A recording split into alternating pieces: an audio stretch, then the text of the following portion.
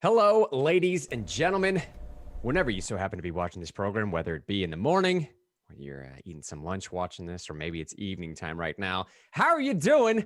Welcome back to yet another live program brought to you by Americans for Prosperity Tennessee. My name is Grant Henry, the Grassroots Engagement Director here in the Middle Tennessee area. I'm joined on the other line here. We'll introduce him in just a second by David Thompson, our GED out in the Knoxville area. It's just the two of us right now. We're just hanging out. We're just bringing some people up to speed. Mickey's off doing his own thing. Tori and James, we gave them the night off, right?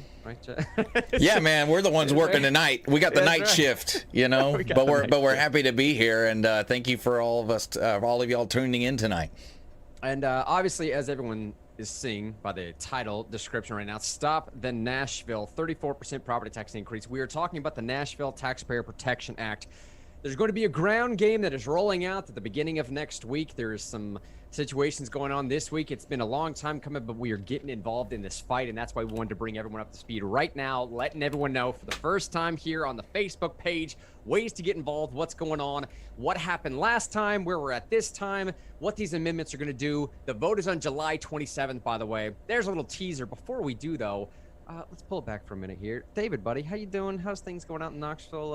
Everything your way? Looking good and doing all right? Knoxville is fantastic. It should still be the capital of Tennessee. By the way, happy 225th, right? Anniversary from the other day. That was so exciting. So. And like it reminded me that Knoxville used to be the capital back in the day. I still think it should. I think Tennessee would be a better place. I'm just kidding. But Knoxville's awesome. It's going to be a great summer.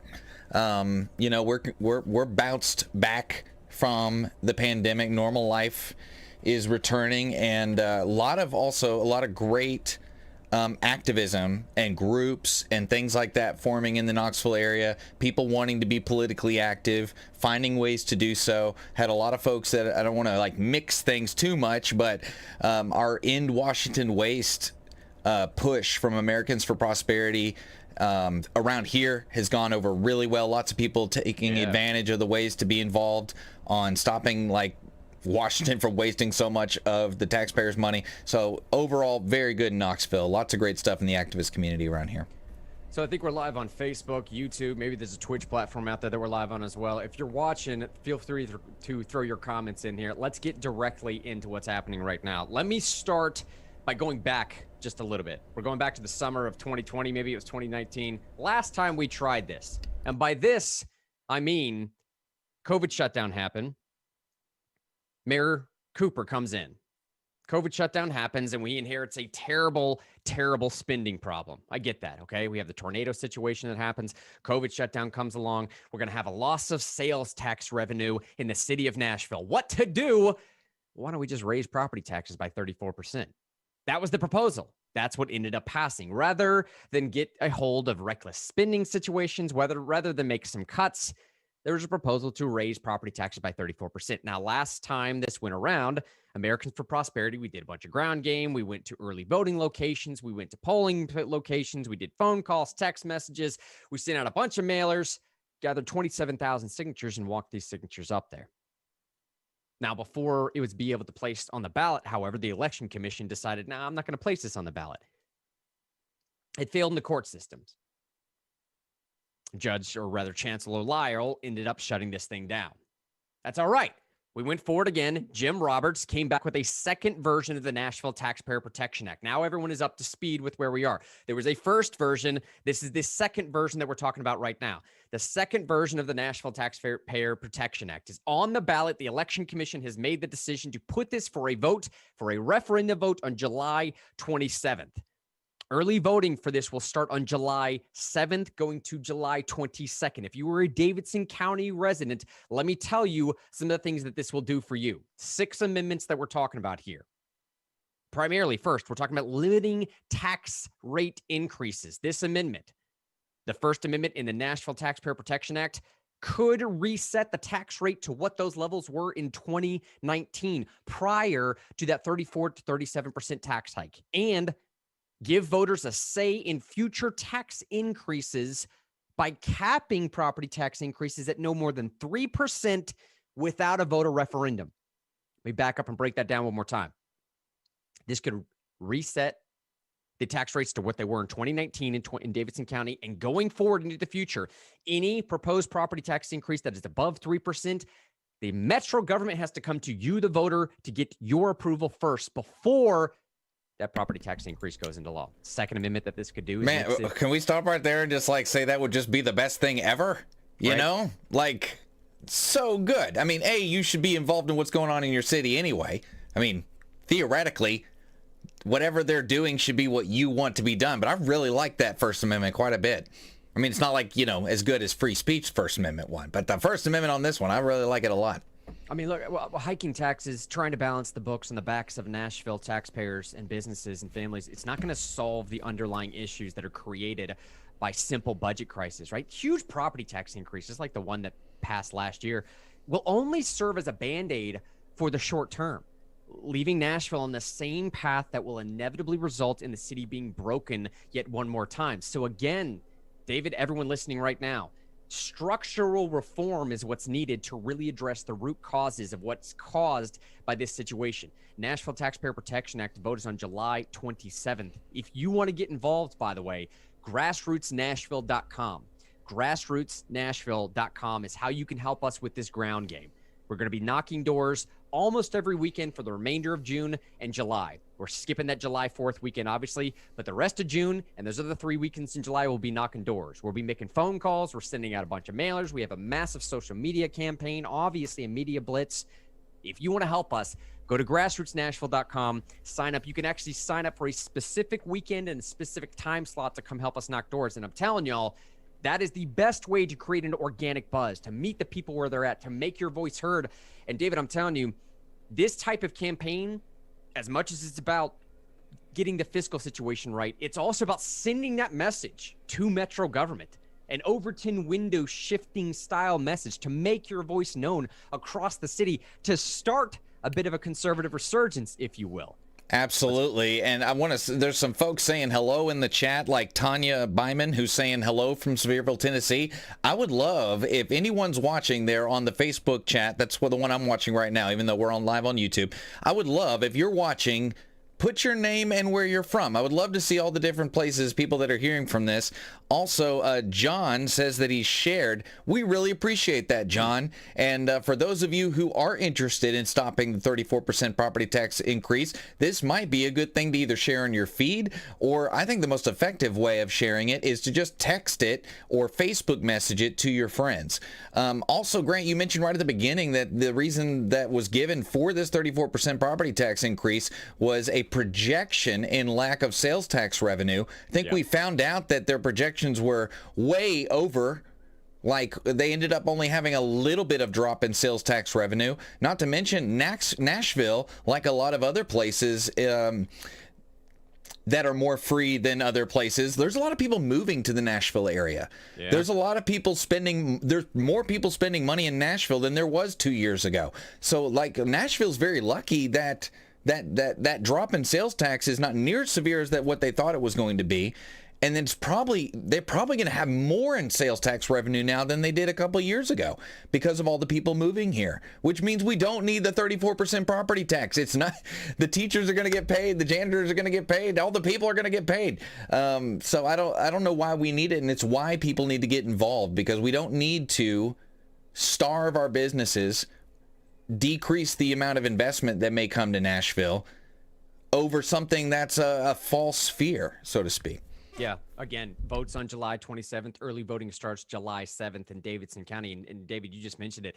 Special interests, crony banking, they're all relying upon Nashvillians' tax dollars. And they're already on airwaves blazing these scare tactics that you just heard David talk about. However, our organization, Americans for Prosperity here in Tennessee, we're dedicated to helping Nashvillians make their voices heard and finally address these root causes of our city's financial issues.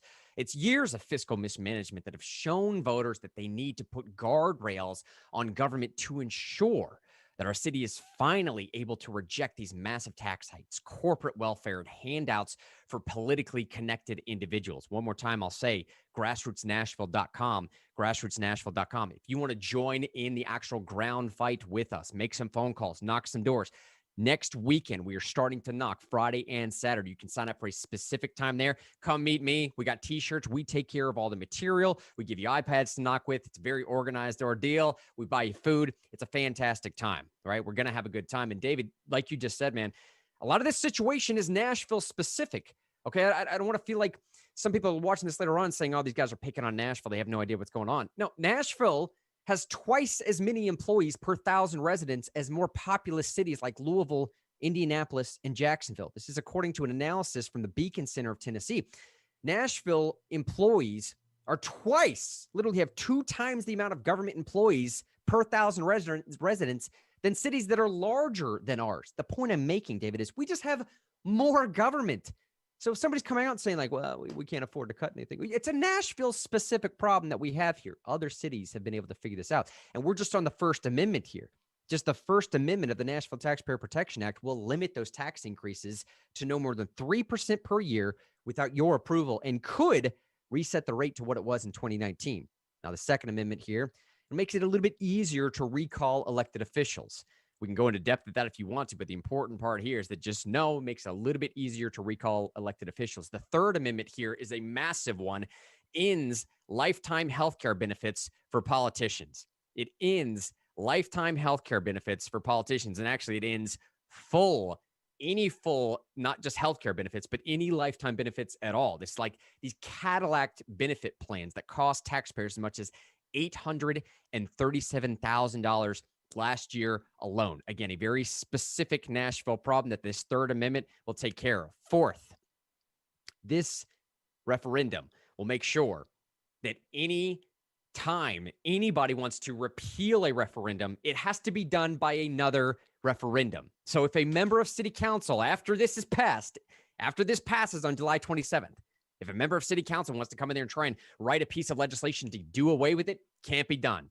You, Mr. City Council member, you, Mr. Metro Council member, you have to go gather a bunch of signatures yourself. You have to run a referendum as well. It's protected. Okay? Man, even the fact that you would have to add something like that in there shows what the writer of the referendum thinks of the city council. Because, I mean, though that would be unseemly, what would you call it? Taboo to do something like that. If there was a referendum passed, the idea that you could just override it with the council.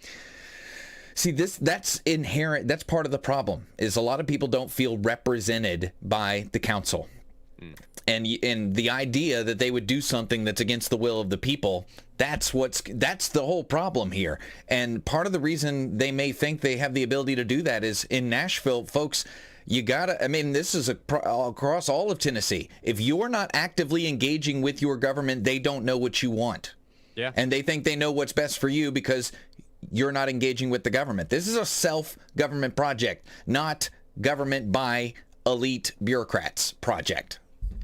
Yeah. I mean, it's 100% correct. I mean, that's another major piece that we're trying to stress here. The last time this went down, COVID shutdown was happening.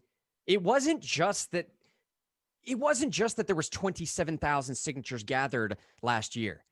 It was the fact that in spite of the 27,000 signatures that were gathered and the multitude of groups that went to Mayor Cooper and the multiple different versions of tax increases that could have happened, in spite of all of that, Mayor Cooper and Metro Council still decided to raise your taxes. Okay, there was a multiple versions of maybe we consider a wheel tax. Maybe we don't need 34% increase of a tax. Maybe a 20% tax increase will do.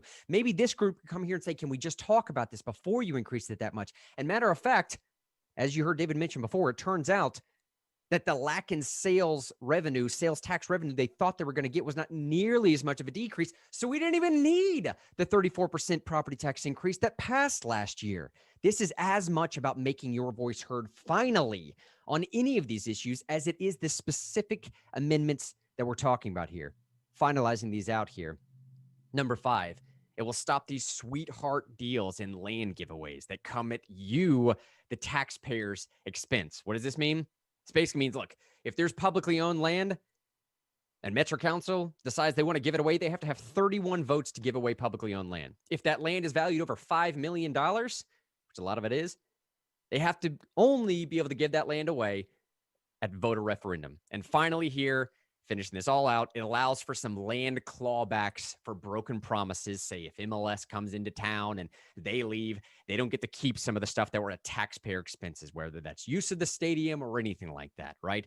Again, David, grassrootsnashville.com. Grassrootsnashville.com is where you'll go to sign up. Now, depending on when you're visiting that website, if you're doing it right now as we're talking, doing this live, it may look a little bit different than it does by the time tomorrow morning. Continually visit that site. Stay up to date on what we're doing. We will be updating that site. Another thing I want to ask people for here, since we got some people watching right now, if you or anybody else you know has a story to tell, reach out to me. You can call me or email me, 615-330-4569, 615-330-4569, or just send me an email, ghenry@afphq.org. I need people with stories to tell. What will this referendum do for you? What did it look like last time?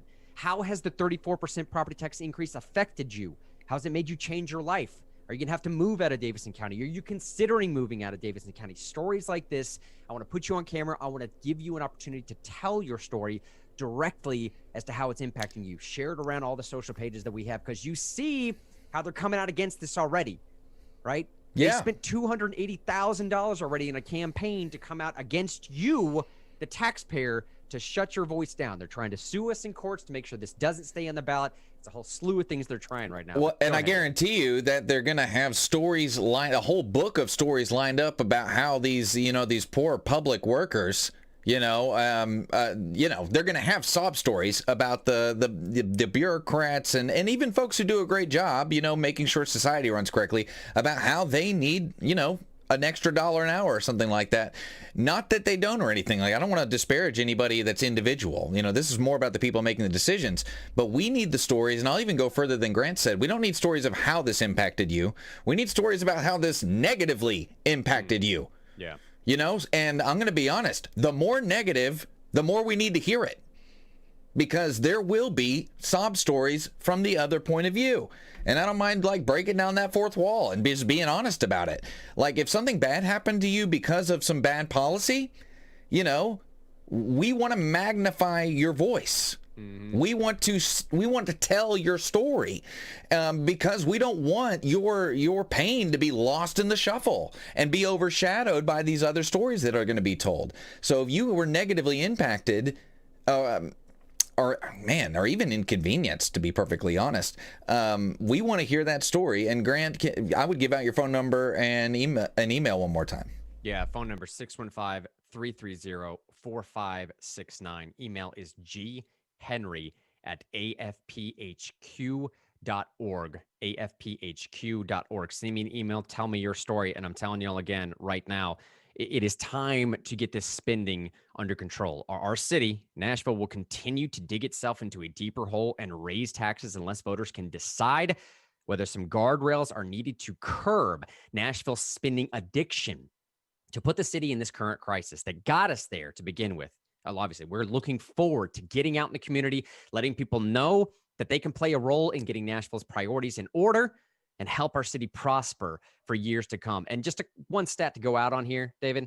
All right, look, grassrootsnashville.com, grassrootsnashville.com. Come sign up, knock some doors with us. See this firsthand. If you don't want to take my word for it, understand this is the same Metro Council government, same Nashville government that spent $600 million in a convention center, erected a new minor league baseball stadium that cost $26 million. My dog is getting upset about this in the background.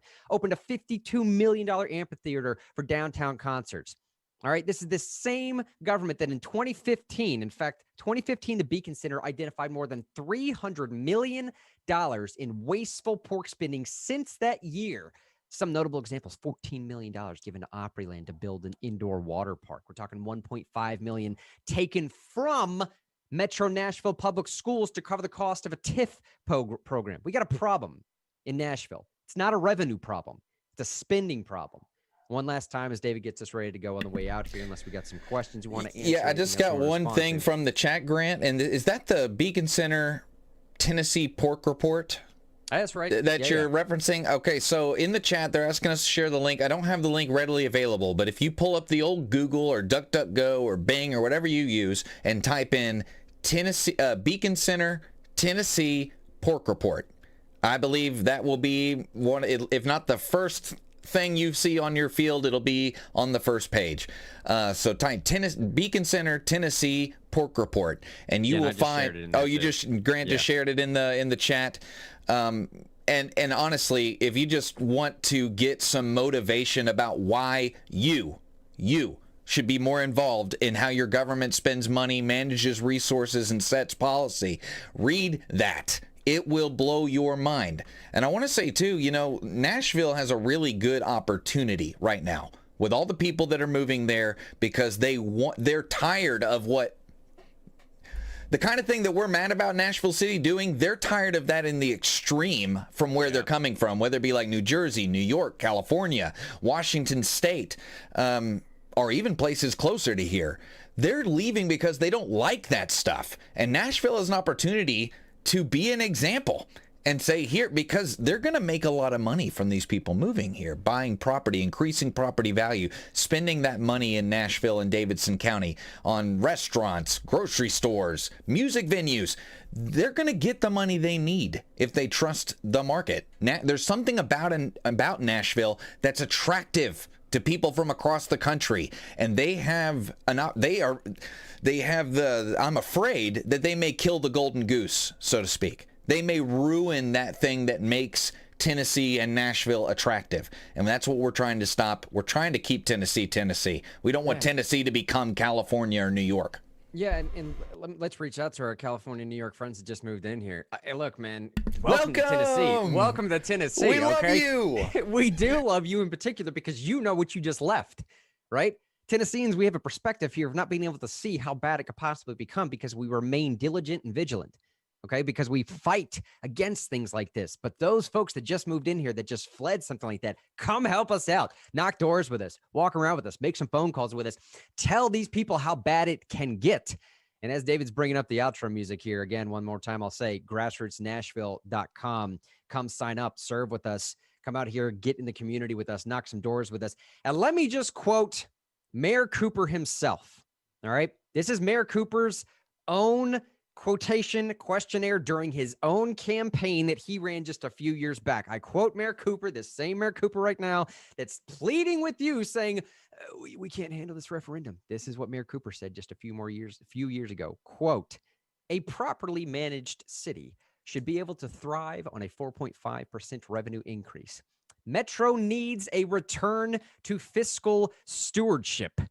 I don't feel good about asking taxpayers to pay more in taxes when we aren't properly managing the money we already have. All we're asking for at Americans for Prosperity is for Mayor Cooper to do exactly what he said while he was running. I think that's exactly what we're all asking for everyone else. And you have the opportunity to make your voice heard on that very issue, July 27th. Again, early voting starts July 7th through the 22nd. If you are a registered voter in Davidson County, give us a call. Go out and vote. Come get involved. Look, we love each and every one of y'all. Looking forward to seeing and meeting y'all personally. That is all for today. We'll be back very soon with many more updates as the campaign rolls out next week.